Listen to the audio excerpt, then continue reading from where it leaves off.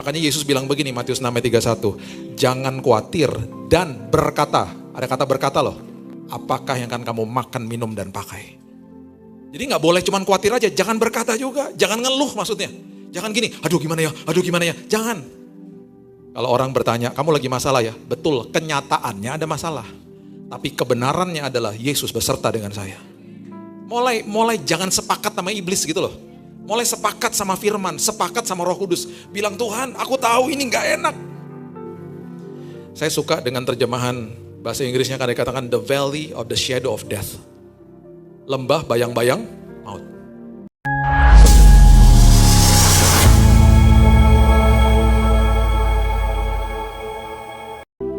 Thank you Jesus. Bapak yang baik, terima kasih buat anugerah Tuhan. Terima kasih buat kasih karunia Tuhan yang tanpa batas. Bahkan hari ini Tuhan kami disadarkan bahwa apapun kelemahan, kegagalan, kekurangan kami, yang Engkau lihat justru adalah Kristus di kayu salib. Itu sebabnya pada hari ini ketika Engkau memandang kami Tuhan, kami adalah manusia yang di depan matamu adalah manusia yang begitu dikuduskan dan disempurnakan. Semuanya karena Yesus. Karena karya Yesus selesai di kayu salib. Itu sebabnya hari ini Tuhan dengan bangga kami bisa katakan bahwa kami sudah dilayakkan sama Yesus. Itu sebabnya hari ini Tuhan kami datang ke tahta-Mu dengan begitu bangga. Seperti Paulus katakan, kalau kami ada masalah justru kami bermegah. Bukan karena kuat dan gagah kami, tapi karena ada Yesus dalam hidup kami. Ada Sang Pembela yang membela hidup kami.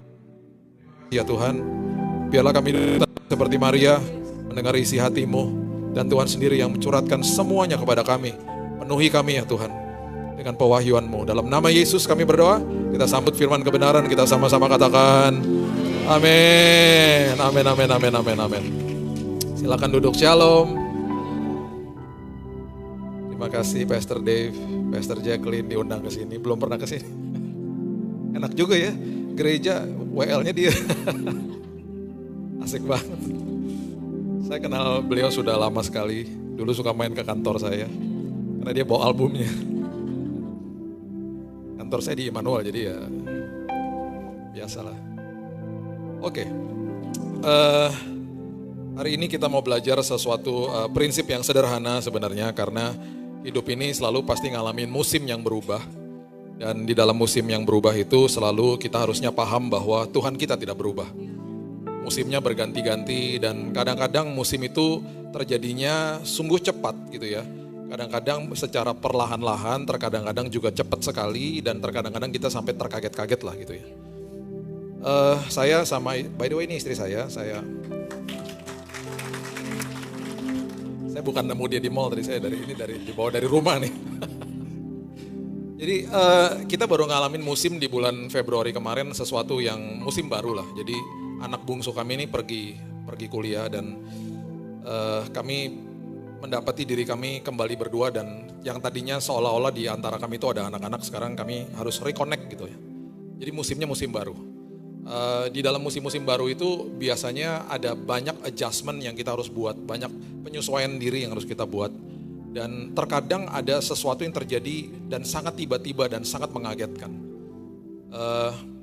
Saya di tanggal 10 Desember 2019, gak pernah lupa, saya kolaps di kamar mandi. Dan saya pingsan di kamar mandi. Setelah 2 minggu setelah itu saya didiagnosa kena kanker darah. Itu kejadiannya sangat cepat. Kejadiannya sangat mengagetkan. Dan kejadian itu membuat saya, kalau saya gak punya Tuhan hancur saya udah. Dan di saat seperti itu yang saya katakan kepada diri saya, Tuhan kalau saya dipanggil pulang ya saya mungkin senang-senang aja. Tapi bagaimana yang saya tinggalkan? Anak pertama saya waktu itu masih duduk di bangku kelas 3 SMA. Anak kedua saya masih di bangku SD. Dua-duanya berhadapan sama ujian akhir. Jadi akhirnya mereka juga masuk ke dalam perjalanan padang gurun bersama-sama gitu. Saya gak mau kasih tahu jenis kankernya, tapi kan mereka Google lah. Mereka tahu langsung, wah bapaknya cuma punya 3 bulan untuk hidup. Sampai saya berdoa begini, Tuhan kembalikan saya ke rumah bukan di kantong jenazah, tapi hidup Tuhan, sehat. Singkat ceritanya lah ya, di bulan Juni kan dua-duanya wisuda SMA, wisuda SD. Saya hadir di kedua wisuda itu. Saya disembuhkan Tuhan, saya duduk di depan nangis saya. Dengan kondisi badan yang masih kurus, tapi saya hadir di situ. Itu bagi saya adalah sebuah peristiwa demi peristiwa yang ketika musim itu berubah. Kalau kita nggak punya Tuhan dan nggak punya firman yang menopang, hancur kita. Makanya kitab Ibrani katakan apa? Firman itu menopang hidup manusia. Kami ini berdua dari anak-anak masih kecil, kami tuh sangat strict sekali sama mereka tentang mesbah keluarga. Jadi di jam 9 malam tuh kadang-kadang kamar mereka kalau kebuka tuh kita udah tahu, datang. Mereka datang sendiri tuh dah. Jam 9 mereka ketok kamar, mereka masuk kamar, kita berdoa bersama. Dan mesbah keluarga kami itu bukan cuma 5-10 menit. Kita bisa 45 sampai 1 jam, udah kayak kelompok sel kecil gitu. Jadi dari mereka kecil itu, anak-anak saya udah kebiasaan kalau saya dapat khotbah baru, saya kasih taunya ke mereka. Kak, Didi dapat khotbah baru nih, dengerin ya. Saya khotbah depan mereka, terus saya tanya gini, ngerti gak? Enggak. Masih kecil-kecil. Terus kami kasih waktu mereka untuk sharing. Terus kita perjamuan kudus. Nah tanpa disadari, firman itu mulai membekas menjadi fondasi dalam hidup mereka. Kemarin di bulan Februari waktu kami akan berpisah dengan anak bungsu kami. Ini yang membuat saya menangis karena dia bilang gini, Dedi, aku ini kan Gen Z ya. Di Gen Z itu banyak sekali saya ini dipertanyakan iman kekristenan saya. Jadi salah satu pertanyaannya itu adalah, kenapa Tuhan kamu 3 katanya gitu. Apa tuh artinya Trinitas? Kenapa Yesus disebut anak Allah? Dari mana kamu tahu Alkitab itu sah katanya gitu.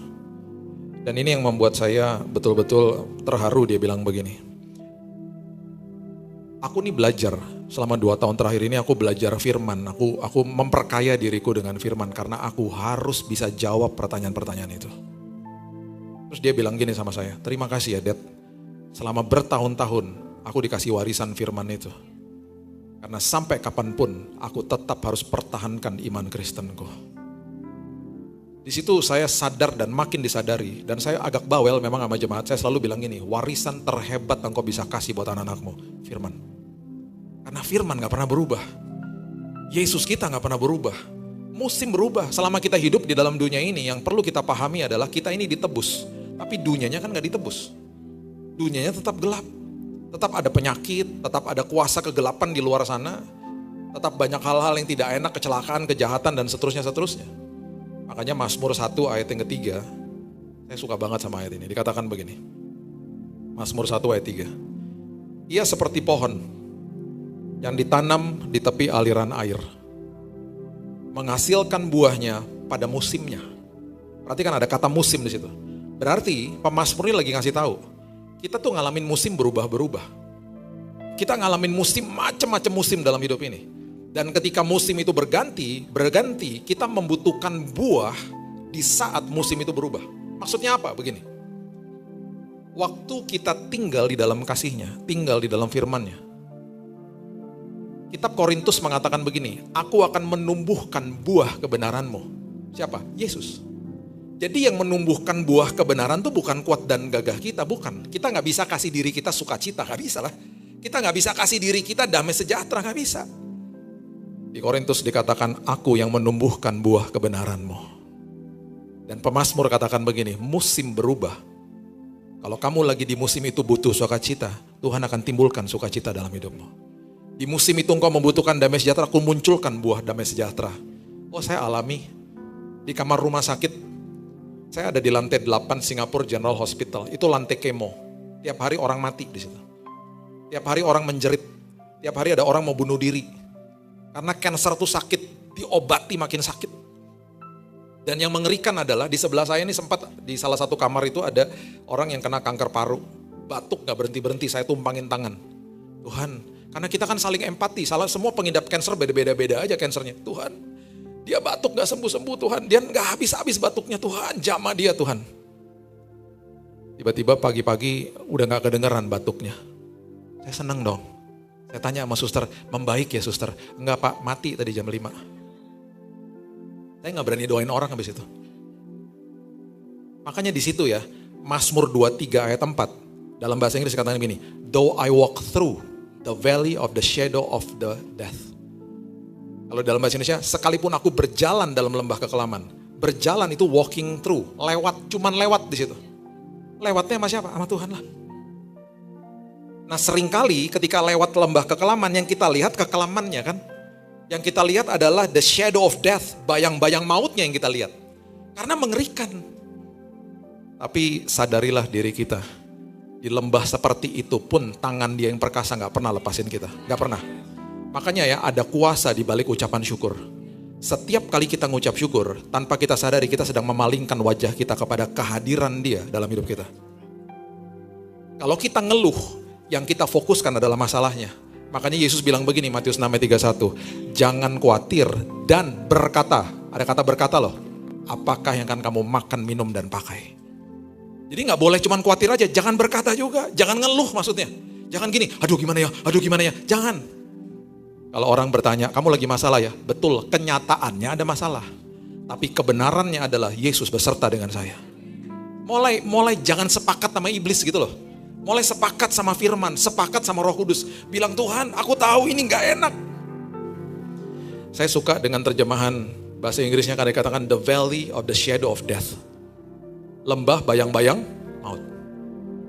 Bapak Ibu, bayangan itu seringkali tampaknya lebih besar dari aslinya, betul ya? Iblis suka besar-besarin masalah. Jadi tenang aja. Bayangan itu tidak akan pernah bisa melukai kita. Gak ada berita bapak-bapak meninggal ditabrak bayangan truk. Gak ada lah, mana ada. Gak ada, bayangan gak bisa melukai kita. Dan kenapa ada bayangan di tempat yang segelap itu berarti ada cahaya. Siapa cahayanya? Firman. Yesus hadir di situ. Cahayanya kecil karena firman adalah pelita bukan lampu sorot. Jadi yang kita bisa lihat hanya setapak demi setapak toh. Tapi gak apa-apa karena imannya lagi disekolahin. Sekolah kehidupan. Tuhan ujungnya gimana? Udah tenang aja, saya berjalan di depanmu kok.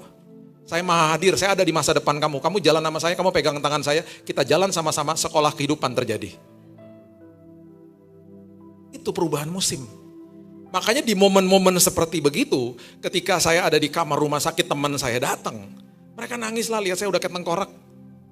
Tapi mereka pulang nangis terharu. Mereka bilang gini, Bill lo kok ada damai sih, Bill lo kok ada sukacita sih. Saya bilang gini, yang lo lagi nikmati adalah buahnya. Kan buah dinikmati orang lain. Kok bisa Bill? Karena gue tinggal di dalam kasihnya. Sesederhana itu. Apapun masalah, apapun pergumulan, bilang gini, terima kasih Tuhan, masalah penyakit semua bukan dari Tuhan. Ujian Tuhan datangkan dan Tuhan sebagai gurunya gak kemana-mana. Dia jalan sama kita dan dia kasih tahu terus jawabannya. Kalau ujian di sekolah kan gak ada jawabannya. Harus dihafal. Kalau ini enggak, gurunya di situ, gurunya kasih tahu, tenang ya nak, kamu sedang diuji dan ujian sekolah kehidupan terjadi sepanjang hidupmu. Aku di sini sebagai guru agungmu, aku enggak kemana-mana, aku kasih jawabannya. Masalahnya adalah melakukan firman susah, karena firman adalah paradoks. Firman bertentangan sama logika manusia. Oh terlalu banyak contohnya. Makanya di 1 Korintus 2 ayat 14 mengatakan sesuatu yang kita tidak pahami jadi kebodohan. Jadi firman kalau kita gak pahami jadi kebodohan. Saya gak ngerti dunia lukisan. Bagi saya lukisan 1M kebodohan bagi saya. Apaan sih itu lukisan kok 1M? Gue tumpahin cat di kanvas juga bisa, gue tautin gitu. Terus teman saya bilang gini, itu abstrak, itu setiap goresan ada artinya. Coba lo plototin, saya plototin makin pusing. Karena saya gak paham. Saya gak paham dunia lukisan. Apalagi pas dia bilang tuh lukisan udah laku dibeli sama orang. Apaan sih ngapain beli kayak gitu? Kebodohan lah. Karena saya gak paham. Tetapi sesuatu yang saya pahami, oh tidak jadi kebodohan. Bisa jadi kebodohan buat Bapak Ibu sekalian. Saya suka dunia aviasi. Saya punya 400 pesawat, mainan jangan kaget. Kayak banget tuh hamba Tuhan. Saya suka dunia aviasi, saya sampai datengin pabriknya Boeing. Saya belajar terbangin pesawat di kokpit, saya bisa cerita tentang dunia aviasi. Karena bagi saya gak kebodohan, karena saya paham. Tapi bagi orang yang gak ngerti, ngapain sih? Koleksi pesawat kecil-kecil begini buat apaan?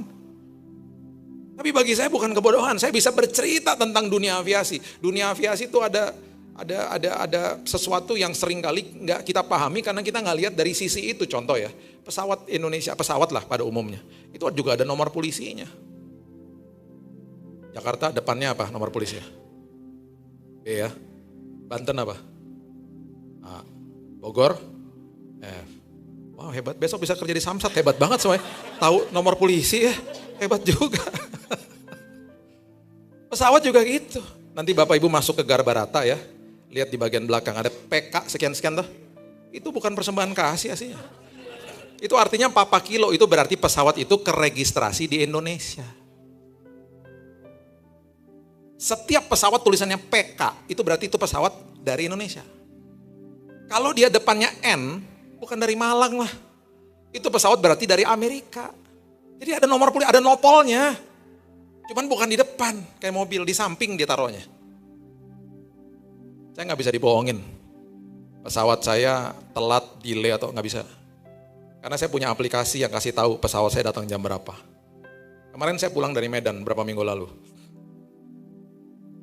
Pas duduk di airport, aduh hujan lagi. Saya langsung ngeklik flight radar namanya, tik.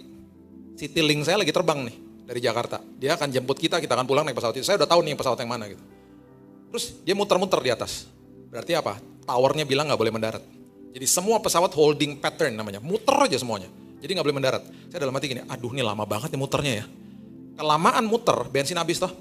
Mereka harus cari airport terdekat. Lagi muter, pesawat saya udah saya tandain nih warna merah nih. Tuh muter, tiba-tiba sekian lama nggak mendarat-mendarat, tiba-tiba dia turun buat tung, ya. Dia cari airport terdekat. Kota terdekat, Pekanbaru.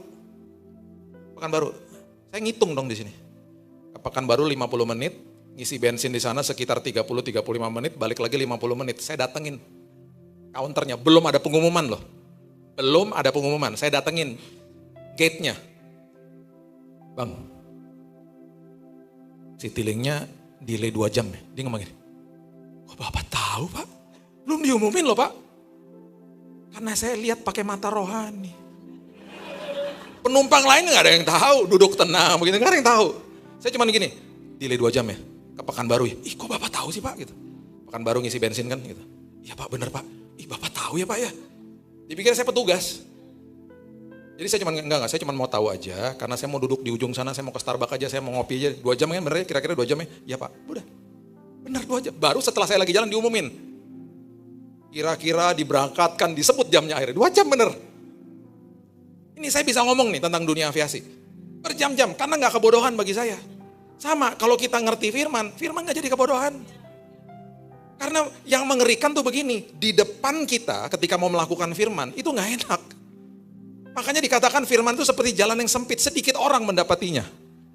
Jalan, kebenaran, dan hidup. Itu Yesus kan? Jalan, kebenaran, dan hidup. Jalan menuju kepada kehidupan lewat pintunya sempit. Sedikit orang mendapati, kenapa? Karena ditampak dari depan, firman itu gak enak dilakukan. Terlalu banyak, contoh sederhana gini, saling mendahului dalam memberi hormat. Nah loh, ketemu sama orang yang lagi berselisih paham sama kita, berarti kan kita nyapa duluan. Ayo. Dengan resiko dibuangin muka sama dia, ayo. Itu baru hal sederhana tuh. Kita nyapa. Bro, dia buang muka dong, beneran dia buang muka. Buang mukanya maksimal lagi. Terus kita ngasih tahu sama teman kita, gue sedih deh. Tadi gue udah nyapa dia, kenapa sih mesti ribut-ribut ya? Tahu gak teman kita ngomong apa? Lu bego sih. Kita ngelakuin firman dibodoh-bodohin. Karena sesuatu yang kita tidak pahami jadi kebodohan. Makanya ketika kita tinggal di dalam kasihnya, paham tentang hal-hal ini, kemudian terjadi yang namanya diberikan buah pada musimnya, itu adalah orang-orang yang betul-betul tertanam di dalam dia. Kemudian ayat berikutnya di bagian berikutnya dikatakan begini, tidak layu daunnya. Saya pernah tinggal di negara 4 musim 13 tahun. Berarti saya 13 kali ngalamin musim gugur. Ada musim gugur ya. Musim gugur itu artinya pohonnya itu harus menyimpan nutrisi masuk ke dalam musim dingin. Jadi nutrisi disimpan. Karena dia harus survive di musim dingin. Waktu nutrisi disimpan, nutrisi tidak mengalir ke ranting-ranting. Makanya daunnya rontok. Daunnya rontok. Makanya namanya musim gugur. Dia harus simpan nutrisi supaya pohon itu bisa bertahan selama musim dingin. Ketika nanti udah lewat musim dingin, nutrisi disalurkan kembali ke ranting-ranting, timbul daun-daun yang baru. Namanya musim semi. Jadi waktu di musim gugur ketika daunnya rontok, kota dimanapun yang ada musim seperti itu ngeluarin uang banyak. Karena mereka harus beresin daun-daunnya dan itu licin. Kalau bercampur sama air, berantakan kotanya dan jelek banget pohon-pohonnya karena pohon-pohon itu nggak ada daunnya. Sama seperti manusia nggak ada rambutnya. Kok ketawa sih? Jadi jelek aja pokoknya. Musim gugur itu paling gak enak deh. Nah firman Tuhan katakan apa? Tak layu daunnya. Musim berubah. Pohon melakukan penyesuaian sama musimnya. Musim berubah dalam hidup kita. Karena kuasa Tuhan nyata dalam hidup kita, daunnya kita gak akan layu. Karena nutrisi jalan terus. Dengan kata lain, walaupun musim berubah, walaupun musimnya sulit, tetap kemuliaan Tuhan terpancar di sini. Tetap orang datang gini, kok lo semangat sih, kok lo kuat sih, kok lo bisa sih. Semua bukan karena kuat dan gagah gue lah. Semua karena Tuhan, pasti kita ngomong begitu kan. Itu artinya daunnya gak layu. Baru ayat ini mengatakan apapun yang diperbuatnya berhasil. Ayat ini populer, karena bagian terakhirnya asik banget. Kita skip nih semuanya nih. Karena kita suka banget bagian terakhirnya, apapun yang diperbuatnya berhasil. Wah ikut Tuhan, apapun yang gue perbuat berhasil. Kita lupa di situ ada kata tertanam. Dan ditanam itu gak enak banget. Ditanam letaknya di bawah tanah, 11-12 sama bangkai. Di situ iblis datang, bilang gini, gak ada harapan kamu. Karena gelap. Dan ternyata yang Tuhan lagi bangun adalah akarnya ke bawah. Supaya nanti ketika dibawa tinggi kita gak akan rontok, ketika ada pujian kita gak akan sombong. Dibangun di bawahnya. Makanya musim berubah. Tuhan adalah pakarnya untuk mendatangkan kebaikan bagi anak-anaknya. Roma 8 ayat 28. Ayat yang sangat-sangat indah sebenarnya. Mengatakan begini. Kita tahu sekarang. Saya paling suka ayat ini bagian pertama ini. Karena ada kata kita tahu kapan? Sekarang. Sekarang tuh kapan? Pas udah lewat semuanya. Kita bisa deklarasi kita tahu sekarang. Bahwa Allah turut bekerja dalam segala sesuatu mendatangkan kebaikan bagi mereka yang mengasihi Dia. Di dalam proses perubahan hidupmu, musim berganti. Ingat, Tuhan adalah pakarnya mendatangkan kebaikan bagi anak-anaknya. Dan di saat kita ngelewati semuanya itu, kita gak bisa lihat Dia sedang bekerja. Kalau ada pintu tertutup, kalau ada penundaan, ada kemungkinan besar ada bahaya di balik itu. Jangan komplain. Nanti ya, banyak orang yang malu loh pas di sorga nanti. Kenapa? Karena Tuhan katakan begini, kamu ingat gak? Waktu kamu keluar dari rumah, kamu marah-marah sama suami kamu marah-marah sama istri kamu, karena ada HP yang tertinggal, kamu mesti balik lagi. Kamu tahu gak? Itu aku yang buat. Karena di depan kamu, kalau kamu lebih cepat sekian menit, ada kecelakaan di depan. Kamu bisa terlibat di situ. Banyak bahaya dihalau sama Tuhan dan kita gak pernah tahu. Kita gak pernah tahu. Dan kita hanya selalu komplain aja. Ingat, di apapun musim hidupmu, ada kebaikan Tuhan di dalamnya. Ucap syukur aja. Karena Dia maha tahu, kita gak tahu. Makanya orang yang komplain ya, berarti dia sedang ikut Tuhan yang maha tahu, dianya sok tahu. Jadi udahlah, Tuhan engkau maha tahu. Satu hari berapa tahun yang lalu, istri saya nih mau pergi kita setiap tahun ada meeting yayasan Kristen, kita ngumpul di Bangkok. Biasanya kalau saya pergi sama dia, saya lebih teliti dari dia. Jadi saya yang ngurusin pasportnya segala macam. Kali ini dia pergi sendiri. Saya ngeliat sini aja deh, istri saya di sini soalnya. Kalau nggak ada dia enak ngomongnya nih. Keluar dari kamar, saya udah tanya, paspor udah bawa? Udah katanya. Ini sekitar jam 4 sore ya. Mau pergi ke Soekarno-Hatta, rumah kita di pusat. Lihat Google Maps 1 jam 20 menit. Sampai di mobil saya tanya lagi, paspor udah bawa? Dia mulai kesel, udah Bil kamu tuh bawel banget sih gitu. Jalan mobil, pas udah mau keluar dari kompleks perumahan, tiba-tiba ada suara lagi dalam hati saya. Bil tanya lagi dan sekarang minta suruh dia buka pasportnya. Tuhan, tadi gue tanya dia bete. Gue tanya lagi gue diusir dari mobil nih. Jadi saya memberanikan diri. Sayang, boleh lihat gak pasportnya? Dia keluarin dari tas. Nih udah dibawa. Paspor kan memang semua warnanya hijau ya. Nah gini. Paspor kalau udah kadaluarsa. Itu di dalamnya ada bekas guntingan. Betul gak?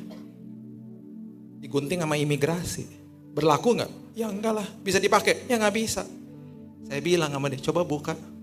Dia buka pasportnya. Ada bekas guntingan. Berarti ya dia bawa paspor yang salah toh. Dia bawa paspor yang kadaluarsa. Saya kan ngelihat dari sini, dari posisi supir. Agak bangga dikit juga sih.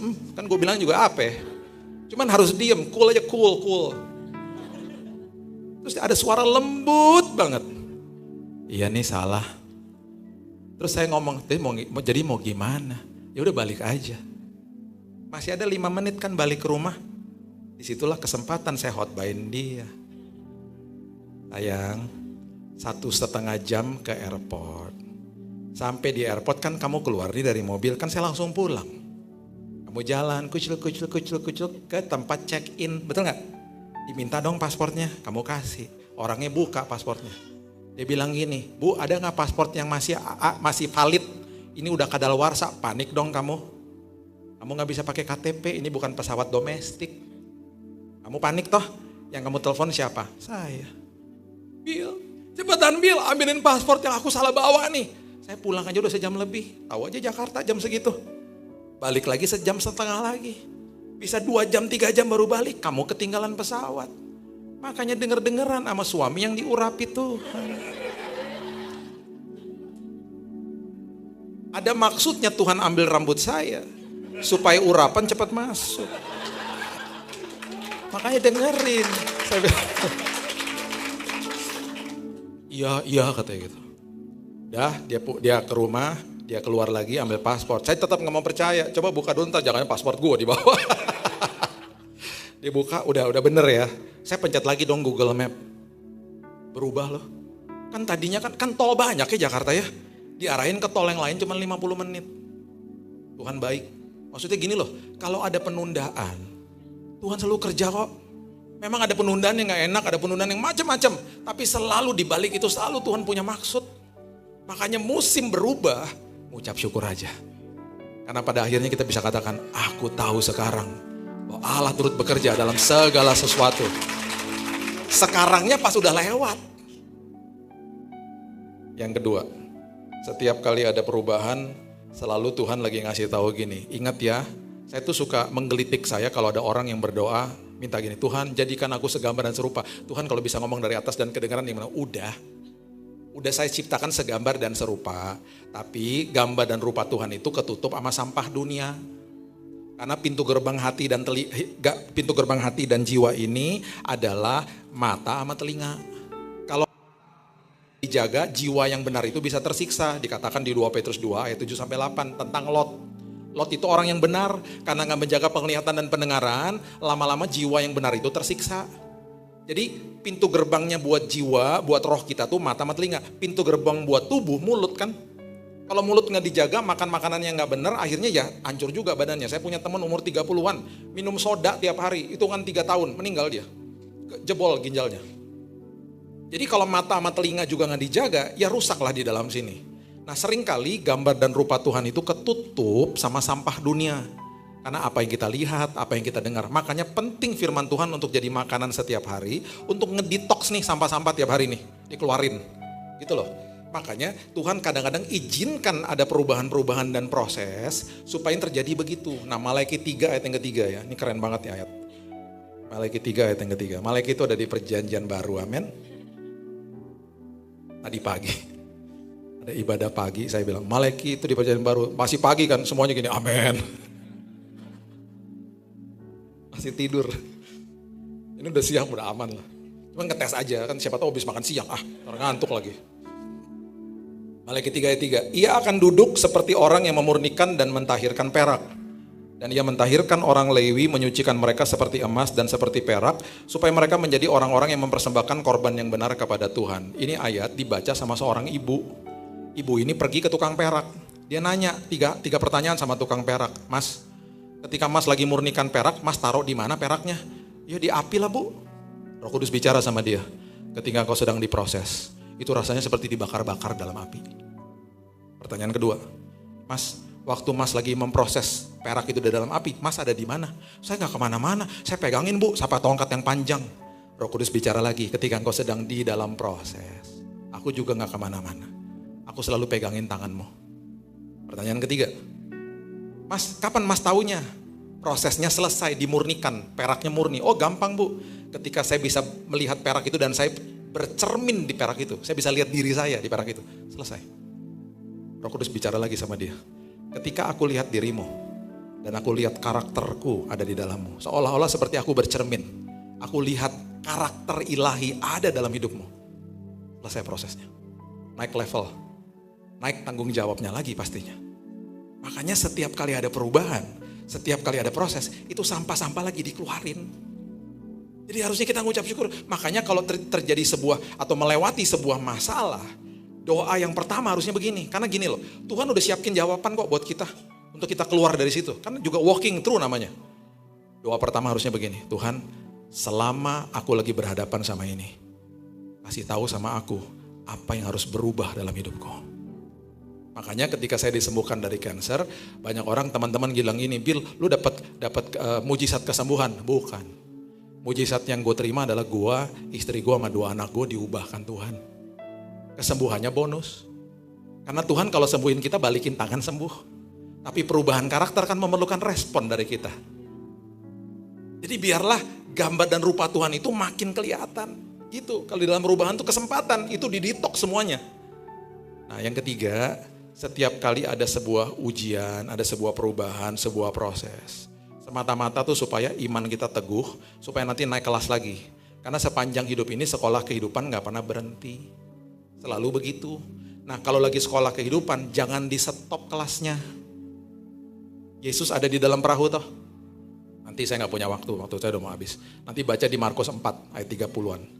Yesus di dalam perahu toh, lagi tidur kan. Terus ada badai kan. Dibangunin kan sama murid-muridnya, mereka ngomong apa? Guru, engkau tidak peduli kalau kita binasa. Dia di dalam perahu yang sama loh, gak mungkin lah mati. Memang mengerikan karena Alkitab katakan air sudah menyembur masuk. Waktu dia bangunin gurunya, engkau tidak peduli kalau kita binasa. Betul, kasih karunia Tuhan terjadi, di stop badainya. Tapi karena sekolah kehidupannya diberhentikan, karena mereka yang minta. Kalau misalnya ya, kalau sekarang gini, kalau misalnya Yesus setuju sama dibangunin sama dia harus memberhentikan badai, dia akan ngomong gini sama murid-muridnya. Guys, makasih ya guys. Hampir loh kita mati bareng. Makasih udah bangunin saya. Enggak, dia gak pernah ngomong gitu. Dia ngomong apa? Kenapa kamu begitu takut? Dan ini nempeleng banget, kenapa kamu tidak percaya? Dia ngomong gitu. Di akhir daripada kisah itu, mereka makin takut. Dan mereka bertanya, siapakah orang ini? Ketika kelasnya diberhentikan, pelajarannya gak selesai, orang akan makin bingung. Makanya kalau ada proses jangan diberhentiin, biarin Tuhan yang berhentiin. Karena itu sekolah kehidupan. Biarkan gurunya yang memberhentikan kelasnya, selesai kelasnya. Itu adalah diskresi dari gurunya. Di dalam sebuah peristiwa di mana di badai ada Petrus yang berjalan di atas air, itu gak pernah terdokumentasi murid-muridnya minta diberhentikan badainya. Diberhentikan sama Yesus sendiri setelah waktunya memang udah harus selesai. Di ujung daripada peristiwa itu, karena kelasnya selesai, mereka bilang begini, dialah anak Allah. Pengertiannya dapat, pengetahuannya dapat, pengalamannya juga dapat. Jadi kalau lagi diproses bilang ini, Tuhan selesaiin aja. Karena di ujung daripada ini semuanya aku diubahkan. Dan aku punya pengalaman sama Tuhan. Aku gak mau memberhentikan kelasnya. Biarin aja Tuhan. Biar aku belajar sesuatu yang sangat berharga buat aku.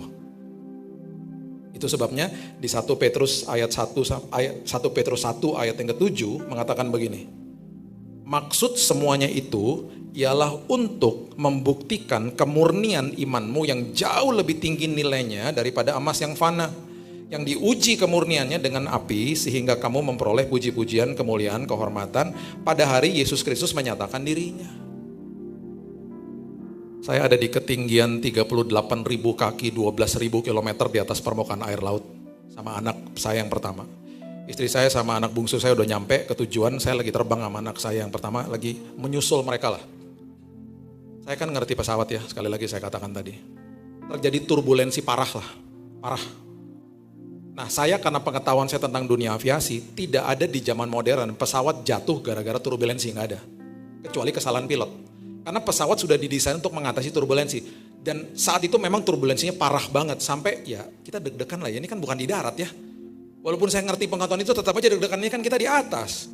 Saya buka jendela itu saya begini-begini, buang gitu. Emang ngeri. Udah gitu semua kelihatan bahasa tubuhnya tuh mencekam semuanya pokoknya. Di sebelah kanan saya ada seorang bapak-bapak, duduknya begini juga. Di sebelah kanan kirinya ada anak-anaknya dia yang kira-kira usianya 2-3 tahun. Anak perempuan. Dua-duanya pegangan sama tangan bapaknya, karena pesawatnya gini-gini mereka berdua begini. Sambil ketawa-ketawa.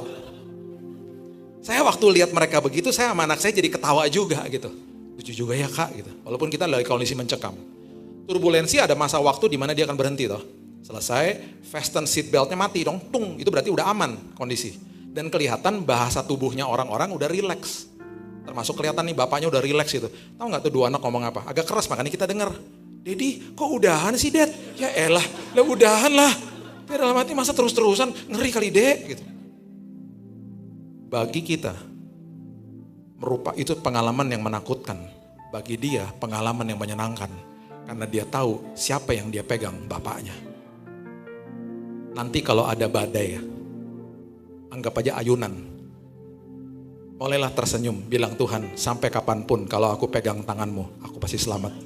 Aku pasti sampai di ujung dengan selamat. Walaupun goncangannya gak enak, tapi tanganmu yang perkasa selalu menyelamatkan aku. Dan yang terakhir, di dalam semua perubahan, Tuhan lagi ngajarin prioritas. Saya ditancepin selang kemo di sini. Saya pegangin selang kemonya. Tuhan ngomong gini, Bill, udah 2 tahun aku ngasih tahu kamu. Kamu harus selesai dari yayasan kamu. Kamu harus masuk di dalam chapter baru kamu. Kenapa gak dilakukan? Ayo Bill, ayo. Aku punya sesuatu baru. Iya Tuhan, oke Tuhan. Banyak banget dikasih tahu. Ntar gini ya Bill, ntar gini, ntar gini. Oke Tuhan, oke. Lagi di set prioritasnya. Oke, ayat terakhir. Ayat favorit jemaat, ayat terakhir. Kecuali jemaat reward. Di sini muka-mukanya haus. Ya kok terakhir sih? Gitu. Mukanya kayak gitu tuh mukanya. Makanya auranya beda lah di sini. Kalau di gereja lain ayat terakhir semuanya gini. Yes, ayat terakhir, bentar lagi kita pulang. Makanya ayat favorit jemaat tuh ayat terakhir. Kecuali di sini beda lah di sini. Kisah Rasul 27 ayat 38. Kisah daripada Paulus yang numpang kapal barang. Mau pergi ke Roma. Kapal barang ini, kapal kargo ini bawa muatannya gandum. Sekarang saya tanya, prioritas daripada kapal ini apa? Ya gandumnya lah. Dibawa sampai ke Roma, di unloading dapat duit. Prioritasnya kargonya. Tiba-tiba di tengah jalan terjadilah badai. Ketika ada perubahan musim, ketika ada badai, ada proses, Tuhan lagi set prioritas. Kenapa kamu gak doa lagi? Kenapa kamu gak saat teduh lagi? Kisah Rasul 27 ayat 38 mengatakan, setelah makan kenyang, mereka membuang muatan gandum ke laut. Untuk apa? Meringankan kapal itu. Tiba-tiba prioritasnya bukan gandumnya lagi. Tiba-tiba mereka sadar prioritasnya adalah jiwanya mereka. Kalau gue gak buang nih muatan gandum, tenggelam nih kita. Buang guys, buang aja guys. Itu prioritasnya mereka, itu kapal kargo loh. Di dalam perubahan, Tuhan lagi ngajarin prioritas. Supaya kita ngerti, apa sih prioritas dalam hidupku. Ada temannya saya. Baru beli mobil baru, warna hitam metalik. Setiap pulang dicuci terus. Satu hari kena hujan, dia gak sempat nyuci, dia lagi tidur. Mungkin mau dicuci agak sorean. Anaknya yang masih 5 tahun, seorang pria, mikir dalam benaknya, mungkin berpikir begini, udahlah aku bantuin papa. Punya maksud yang sangat baik. Dia ambil ember, dia isi sama air sabun, dia mau cuci mobilnya. Cuman gosokan mobilnya dia gak ketemu, mungkin ada di dalam mobil toh. Terus dia mungkin mikir gini, mama kalau di dapur, kalau gosok dandang pakai serabut kawat, itu mah bersih kan? Udahlah pakai serabut kawat aja. Jadi dia ambil tuh serabut kawat, dia celupin ke air sabun, dia gosok ke mobil hitam metalik. Bunyi dong, ngik. Selesai digosok sama dia siram pakai air sabun, dia menjerit. Karena dari depan sampai belakang baret lah semuanya. Bapaknya bangun, bapaknya marah banget. Dan bapaknya hampir tampar dia. Tiba-tiba ada suara ngomong begini dalam hatinya. Kalau kamu tampar anakmu, kamu akan membutuhkan tahun demi tahun untuk memulihkan hatinya. Jangan lihat perbuatannya, lihat hatinya. Dia mau nolong kamu. Dia gak ngerti. Anak kamu adalah prioritasnya, bukan mobil kamu tuh barang fana. Dia berlutut, dia nangis, dia peluk anaknya. Mereka berdua bernangis. Anaknya nangis karena menyesal, bapaknya nangis karena mobilnya baret. Tapi paling tidak dia ngerti di dalam sebuah perubahan. Prioritas diberitahu. Ini terakhir nih. Saya ngalamin kecelakaan mobil. Berapa tahun yang lalu ya. Saya lagi di jalan Mampang situ lah pokoknya. Saya salah jalur lah. Saya harusnya terus, saya ada di jalur yang belok kanan. Jadi ketahan sama lampu merah. Sementara ini hijau nih jalan terus. Saya lihat di spion, jauh banget mobil di belakang. Motor, mobil jauh banget. Jadi saya melipir pelan-pelan. Biar bisa terus. Lagi pelan-pelan jalan nih mau pelayanan ya. Jam 2 siang hari Sabtu. Masuk mobil pelan-pelan, tiba-tiba motor nabrak sisi kiri saya, sekeras-kerasnya, jager. Pas saya lihat ke kiri itu kayak di slow motion, orangnya mental. Gubrak jatuh. Aduh itu deg-degannya minta ampun. Saya langsung gini, tadi di spion gak kelihatan, jauh semua. Rupanya, itu motor memang jauh tadinya. Semua motor mulai agak ngerem karena ngelihat saya lagi melipir ke kiri, dia enggak, dia full speed. Karena rupanya pengendaranya ketiduran di motor. Jadi dia full speed, dia nabrak saya, dia mental, saya tuh deg-degan, saya pikir ini kalau ada apa-apa gimana. Waktu saya buka kaca, saya buka jendela sebelah kiri, itu orang-orang motoris yang lain memang marah-marah sama dia, ketahuan memang dia yang salah. Dimarah-marahin, woi, karena mereka kan lihat dari belakang pastinya, ini motor cepet banget, woi udah dikasih sen lo, cepet-cepet banget sih gitu. Tapi dia udah terjatuh ini orang. Saya waktu dengar dia memang dia yang salah, saya juga makin kesel hati saya kan. Saya pelan-pelan saya melipir ke kiri. Saya bilang gini di hati saya, Tuhan kuasai saya. Karena saya gak mau dikuasai sama emosi. Mobil saya hancur pinggirnya. Itu tabrak keras banget soalnya. Saya keluar dari mobil, saya ngeliat penyoknya, makin kesel saya. Saya datengin tuh orang. Dia lagi di bawah, tangannya berdarah, puji Tuhan dia gak apa-apa. Ya, ada barang dia rupanya kurir. Di atas motornya barangnya semua aman. Ya, motornya rusak aja sedikit di depan. Udah, dia di bawah nih. Dikerumunin sama orang-orang, saya jongkok di bawah sebelahnya dia. Saya gandeng dia, kemudian saya bilang gini, Mas, kenapa sih buru-buru banget? Saya bilang gitu, dia nangis. Saya mohon maaf Pak, saya ini kurir Pak. Saya kerja dari Senin sampai Jumat, saya tuh hari ini harusnya off Pak. Tapi saya paksa kerja karena saya butuh uang buat anak-anak saya Pak. Saya mohon maaf, saya udah lihat Bapak dari jauh Pak. Tapi karena saya ketiduran di motor, saya kecapean Pak. Saya minta maaf ya Pak. Saya gak bisa ganti Pak, saya mohon maaf. Itu tangannya berdarah udah. Tiba-tiba ada suara dalam hati saya. Doain Bill, saya bilang doain. Kasih betadin kali Tuhan, kok doain? Doain, makin keras suaranya. Jadi saya memberanikan diri, saya bilang Mas, mau gak saya doain? Dia juga bingung lah, doain. Cuman karena dia salah dan saya juga baik-baik sama dia gak punya pilihan dong. Dia pertama nanya, doain. Iya doain. Ya udah Pak, silahkan Pak gitu. Ya saya berdoa. Itu orang banyak. Bapak yang baik. Wah. Jamah dia Tuhan. Tuhan tolong keluarganya, buka Tuhan jalan bagi anak-anaknya, Tuhan cukupkan kebutuhan dia Tuhan. Kita berdoa tiba-tiba dicegugukan nangis. Kita rasa hadirat Tuhan. Terjadi kebangunan rohani di Mampang. Di pinggir jalan. Lagi tengah-tengah doa, suara berikutnya Roh Kudus kasih tahu. Habis selesai doa, Bil kasih uang, enak aja. Orang dia yang salah kok jadi gue kasih duit. Gimana sih Tuhan Kan tadi kamu minta supaya aku yang menguasai tindakanmu. Emang iya sih. Kasih uang. Oke Tuhan. Selesai, saya ambil uang di mobil. Saya kasih uang sama dia. Ditolak lah sama dia. Janganlah Pak, Bapak harusnya saya yang bayar Bapak lah. Janganlah Pak, Bapak udah berbaik hati. Udahlah Mas, ambil aja. Buat anak-anaknya Mas aja. Pak, makasih banyak ya Pak gitu. Mas, Tuhan tuh sayang sama Mas. Buktinya hari ini kita dipertemukan. Mas lagi dalam kondisi yang sedih, capek, ada orang yang doain, ada yang ngasih duit. Tapi lain kali jangan gini Mas, ketemuannya masa tabrak-tabrakan. Ketemunya tuh ngopi kayak ngapain gitu, tabrak-tabrak. Iya ya Pak, udahlah Pak, Mas, udahlah memang Tuhan sudah pertemukan kita kayak begini, udahlah terima aja. Lukas 14 bilang begini, kalau engkau berbuat baik dan orang itu gak bisa balas, hatimu dibuat berbahagia.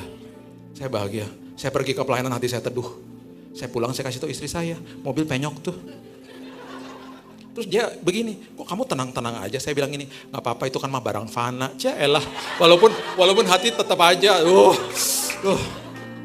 Saya bilang gini, yang lebih penting adalah jiwa dia. Betul gak?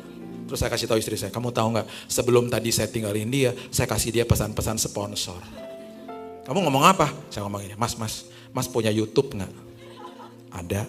TikTok? Ada. Tulis. Apaan? Billy Lantang.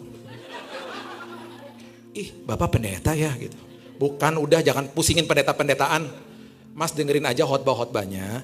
Nanti siapa tahu bisa memberkati, memberikan jalan keluar. Ya Mas, janji ya? Iya ya Pak, saya akan nonton. Saya berdoa, satu hari kelak saya akan jumpa sama dia di sorga. Gak kebetulan saya ketemu sama dia toh. Di saat itu Tuhan ngajarin prioritas. Mobilmu barang fana. Jiwa ini lebih penting. Coba waktu itu saya ngikutin emosi saya kehilangan kesempatan bersaksi kepada dia. Saya kehilangan kesempatan doain dia.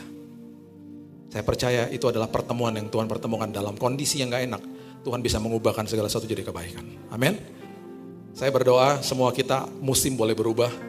Tuhan akan tumbuhkan buah pada musimnya. Daunnya gak akan layu. Apapun yang kau perbuat berhasil dalam Tuhan. Berikan tepuk tangan kita untuk Tuhan kita.